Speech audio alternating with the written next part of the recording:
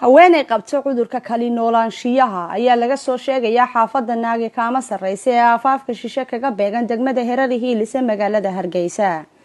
haweeneyda ayaa waxa soo gaaray dhaawacyo aad u culus oo ka soo gaaray habeenkii xalayta dagaal aad u qaraadha oo gurigeeda ku dhexmaray iyadii sariirteeda. ergaga gaarka ee gudida guurdiidka ayaa ku baaqay in wada hadallo rasmi ah loo furo haweeneyda iyo ragga caadaystay iska abulada inta yar u soo jirtay in jirto. walow iyaguna dhinacooda ay sheegeen inaanay marnaba imanaynin miiska wada hadallada, waa intaba yidhaahdeen ee faragelinta qaawan ay ku hayaan maatada miciinka u baahan kooxda isugu yeedha mataanaha oo had iyo jeeraale haweenka ku hoda sawirada beenta iyo habkii uga maarmi lahaayeen ragga. geestooda waxa iyaguna eedaasi iska fogeeyay mataanaha Watan England oo sheegtay inay iyagu dhowrayaan qulubta haweenka. waxaanu ka shaqaynaa dantooda, waxay dani ugu jirtaa inay nagu daba faylaan intay midiba meel ka calacaliled annaguna aanu ahaan lahayn kuwa soo tabiya. sidaasi waxaa tidhi England Saalax.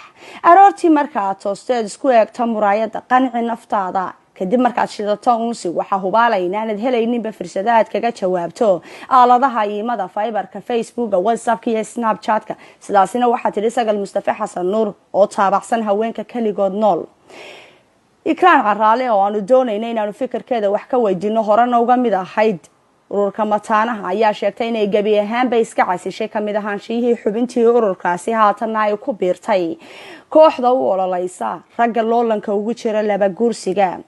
geesta kale waxaanu la xidhiidhnay oo khadka telefoonka kula xidhiidhnay kaba yare walow isfahan la'aanta luqadda xaajira xaadhacay xasla iska raba jawaabaheeda xaayowga iyo su'aalaha deedu ay ahaayeen luqad ahaan kuwa isdeel qaabsan. haddana nuxurka hadalkeedu waxa uu ahaa inta guurka necab kor allaha ka dhigo. dhanka kale waxaa toddobaadka soo socda la filayaa mar labaad inay dhacdo maxkamadii lagu qaadayay Nasteexe ee ka dhacaysay wadanka Norway. Nasteexe ayaa toddobaadkii hore waxay tagtay maxkamadda ugu sareysa ee naafada caashiq ee wadanka Norway taasoo lagu soo eedeeyay Nasteexe inay hadiya jeeraale dumar badan barakiciso marka loo eego barteeda Snapchat-ka, Facebook iyo safarada tirada badan ee ay gasho.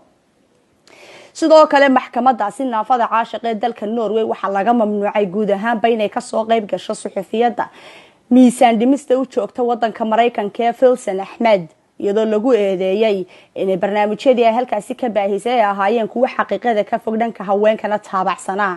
inkastoo ay Filsan Ahmed qiratay qaar ka mid ah eedeymahaasi, haddana maxkamadda naafada caashiq waxay mamnuucday bayaankeedana ku caddaa inaanay ka soo qayb galin.